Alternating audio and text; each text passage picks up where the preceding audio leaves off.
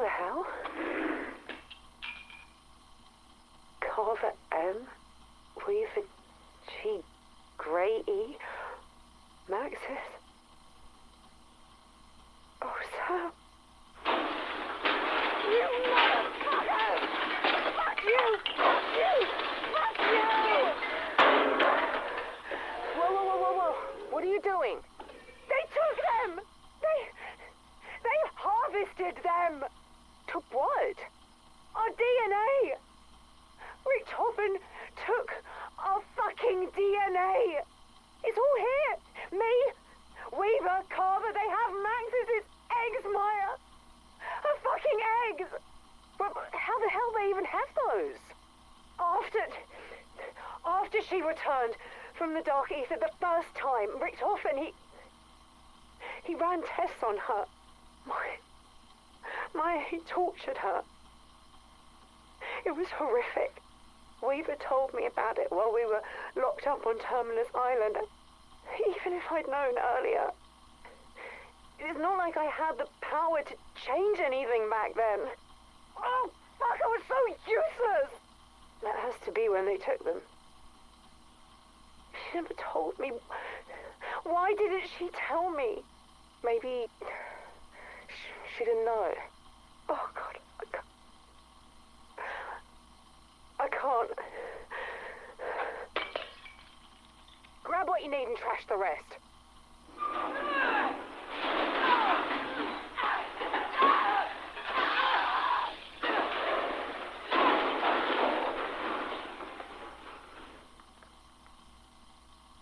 What now?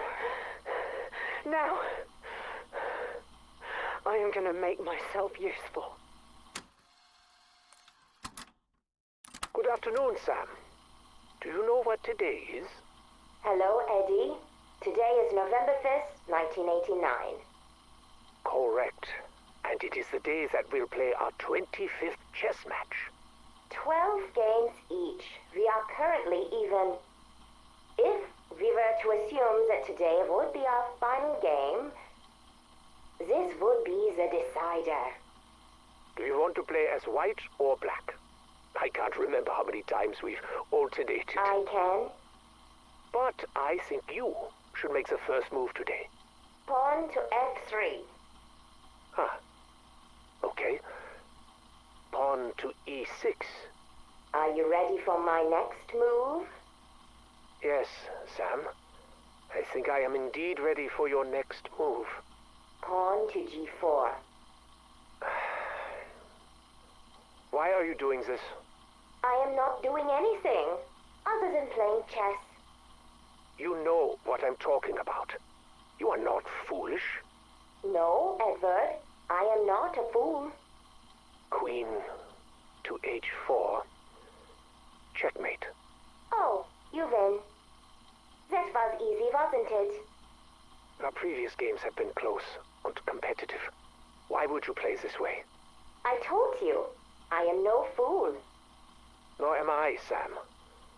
So what made you do what you just did? Simple. I wanted the match to end. I am tired of playing games. This is Max Caldwell, maintenance director, Project Janus. I don't know what I'm going to do with these recordings yet. I just know I have to make some kind of record. I need whoever hears this to understand what's really going on here.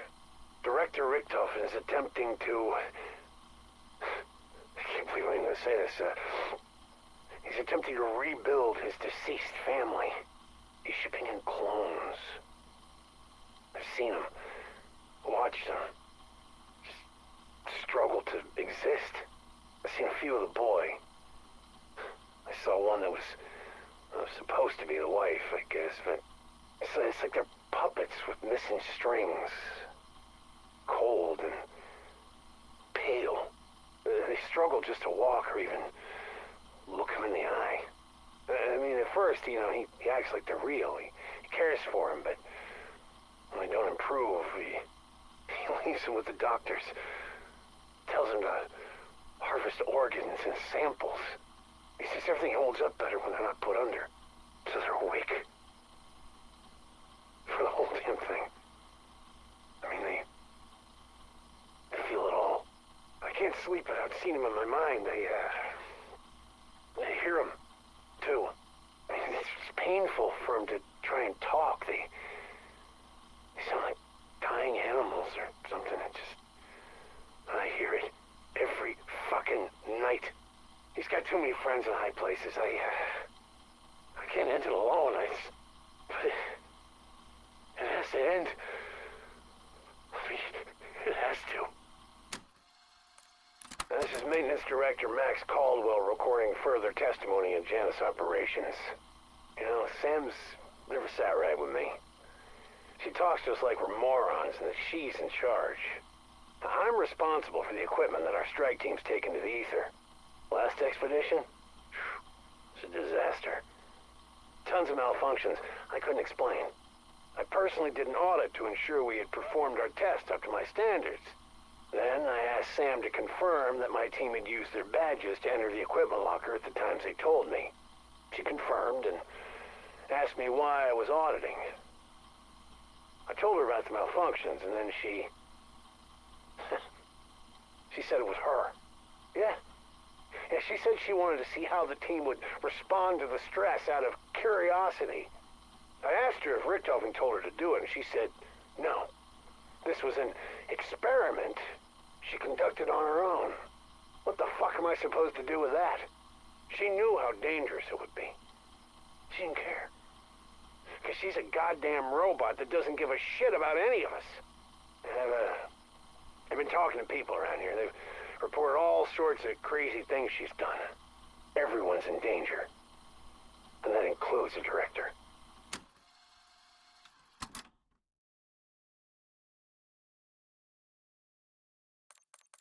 5th of January, 1988. Ether Reactor Operation Log, Entry 27. Project Janus Director Edward Richthofen speaking. 5 days ago, Ethereum was released into Reactors 1 and 2. The slow drip into the containment colliders is functioning as planned. We already have near limitless energy. There have been unexpected benefits as well.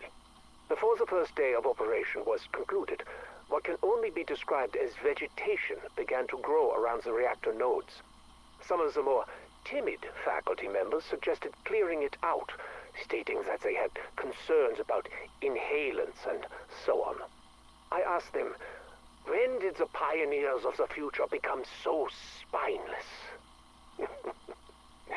Needless to say, the vegetation stayed. By the next day, it had integrated with the machinery, somehow insulating the reactors. Efficiency skyrocketed overnight. We have seen an 85% increase in waste heat recovery. I'm putting a team together to explore additional applications. Field hands to tend our Garden of Ethereum. To think, without my intervention, they would have destroyed the lot, simply because of their fear of the unknown. Cowards. They make me sick. Project Janus has no use for sniveling weaklings with such lack of vision. 26th of February, 1988, Ether Reactor Operation Log, Entry 39. Project Janus Director Edward Richthofen speaking. It has been 12 days since my last entry. I have been preoccupied by my duties, putting out all the little fires. The Sentient Flora team began investigating practical applications early last month. Progress was slow going from the start. So much so, I informed the team I was considering transferring them to the Terminus facility. Let Modi have her way with them. They quickly found their motivation and produced new components constructed from semi-organic material. They also assured me that R&D's red tape were to blame for the delay, as if I cared about their departmental drama. Since installation, however, our luck has taken a sharp turn downward. The worst of which began Wednesday morning when a dark ether rift appeared inside the facility. Literal horrors poured out of that damn tear. These severed heads on spiders' legs, unblinking eyes, and rows of teeth. Blanchard and his team were able to contain the area with minimal casualties. He assured a lockdown of not more than 4 hours. We are now in hour 37, and the little bastards just keep coming. Last count was over 200, with only security doors standing between us and a parasitic swarm. I've been forced to initiate decontamination protocol. Live specimens would have been ideal, but I suppose we will need to make do with cadavers. 12th of March, 1988. Ether reactor operation log, entry 44. Project Janus Director Edward Richthofen speaking. I understand how essential these entries are, yet it does not stop me from dreading making them. Despite our constant battle to contain the dark ether tears, we continue to lose ground. The ceaseless outpouring of hostiles have wreaked havoc throughout the facility. We cannot track where they will open and what nightmares they might unleash. People are dead, some of whom will be difficult to replace. I've kept the rumor mill from reaching the outside world. Incidents of this nature would undercut investor confidence and jeopardize future rounds of funding. I commend Blanchard for not losing faith in me as he fights this war. No end in sight, and yet he just keeps going. But even he tires. Even he will need rest. We need a self-regulating containment protocol. Something that could manipulate the dark ether itself. Yes, we have to fight fire with fire. Question is, do we still have enough people left alive to build the damn thing? The voice spoke to me again. The great voice from beyond. My friend. It guided me through a dream state more lucid than any I have ever known. It was more than transcendental. It was transformative. I saw through the mist and fog. My gaze did not linger upon the foul wretches that wandered in search of prey. I looked upon the sprawling landscape beyond. Though this place was shrouded by darkness and tainted by trauma, I saw light. I saw brightness.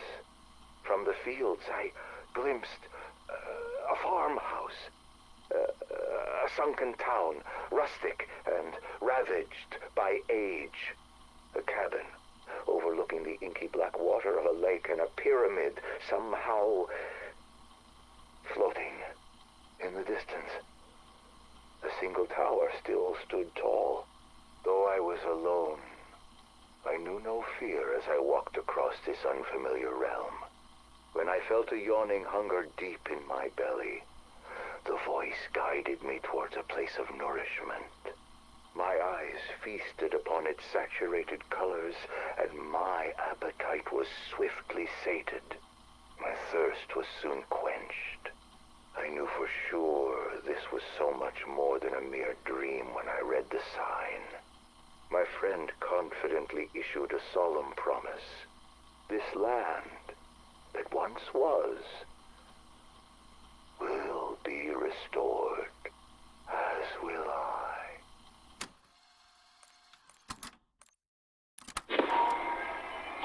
Yes, I think I get it.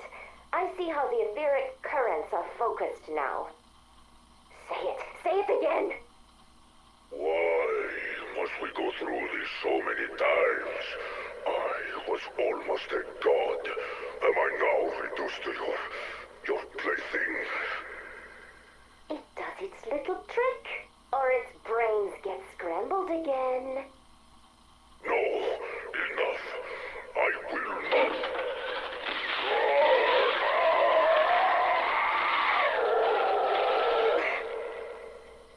All right. For a noisy abacus, you are most persuasive. Okay, here I go. Insta-kill. I got it! My turn! Max ammo! Full power! Fire sale! Bonus points!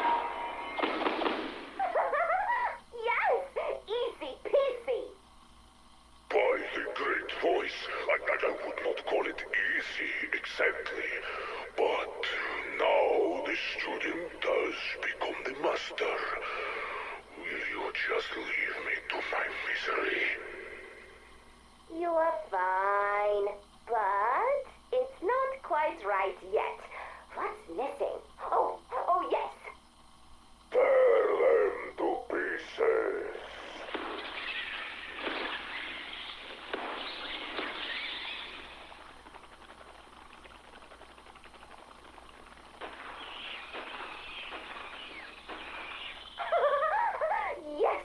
Yes, this might work after all. What? That was my voice. What are you? There are people who must be compelled to get something I need. If I just ask, there is a 97.38% chance they will decline.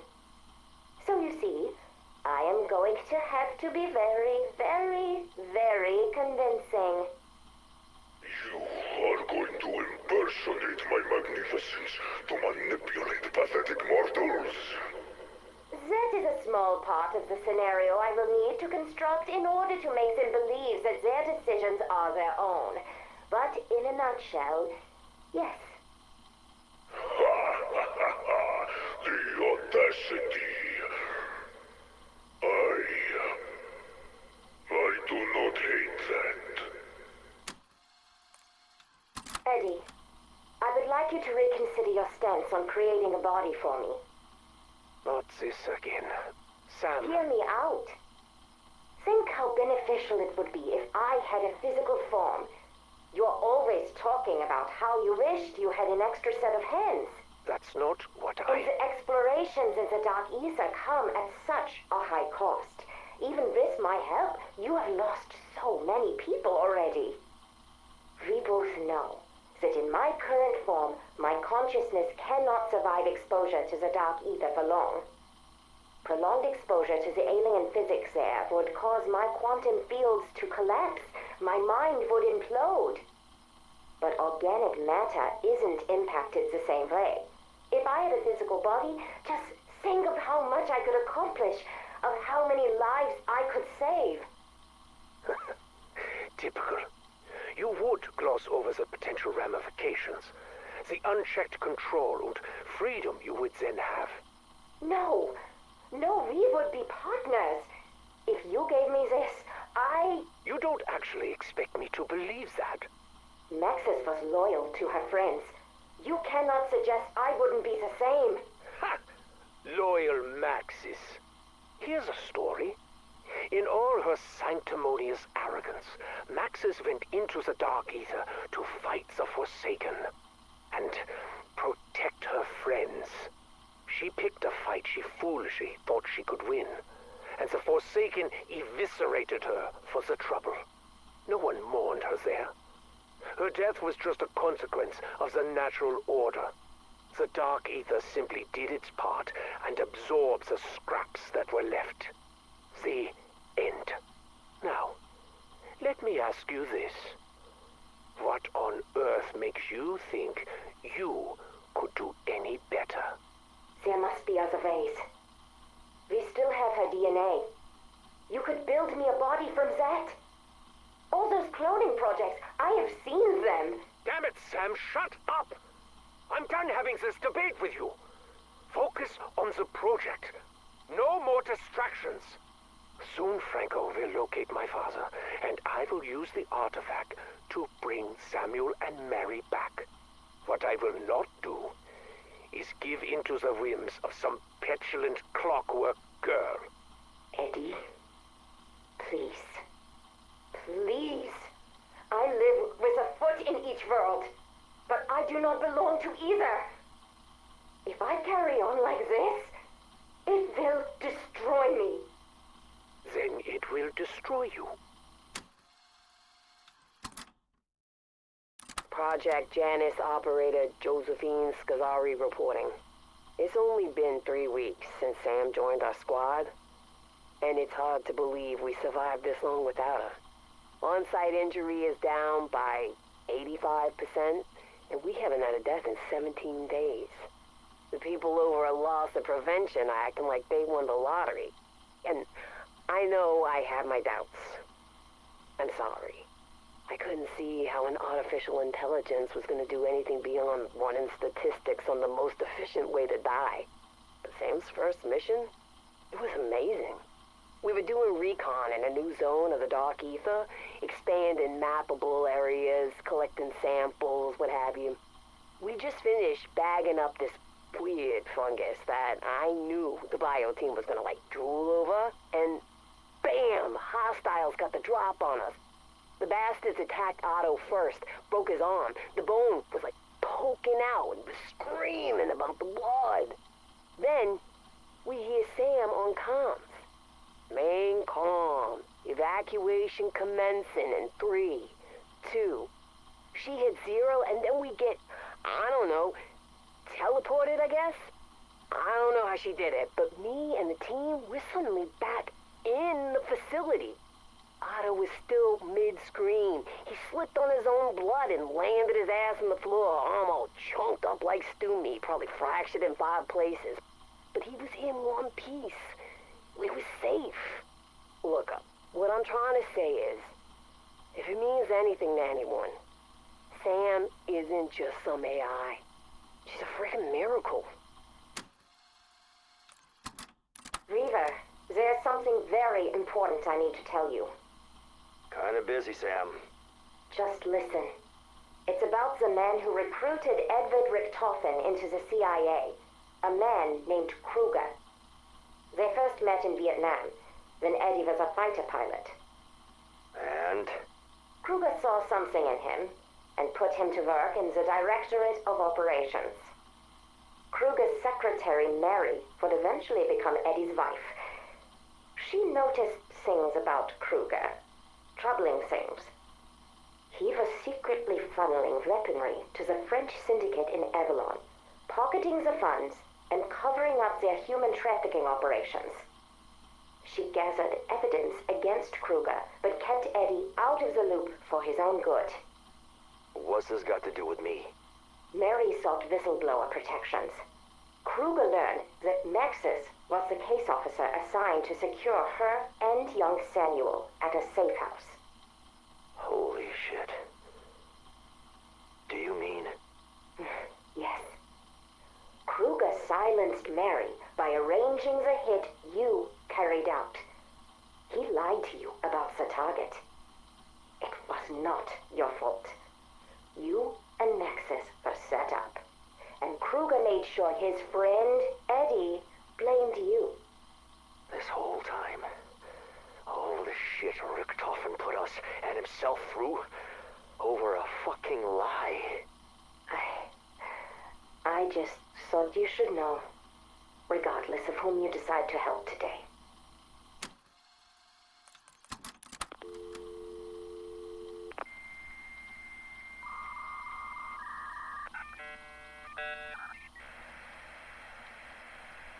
Secure connection. Established. X-Ray 1 standing by for instructions. Weaver, what I'm about to tell you is sensitive, compartmented information for your ears only. Copy. Do not speak about this to any company assets. You're off the grid until the deed is done. Understood? I said copy. Target is at a safe house maintained by the BND in Bremen. Coordinates are waiting at your usual dead drop. Target is accompanied by a young male child. I've arranged for him to be away with his mother during your operational window. Yeah, good. Approach under cover of darkness, eliminate the target, torch the place. Simple as that. Any intel I need to retrieve? Negative. Make the hit, light the fire. Do not search the premises. Am I clear? Fine. I'll make it quick. Is this you, Maxis? Because this cloak and dagger bit is not your usual mode of operations. Terminating. Secure connection. This fucking job.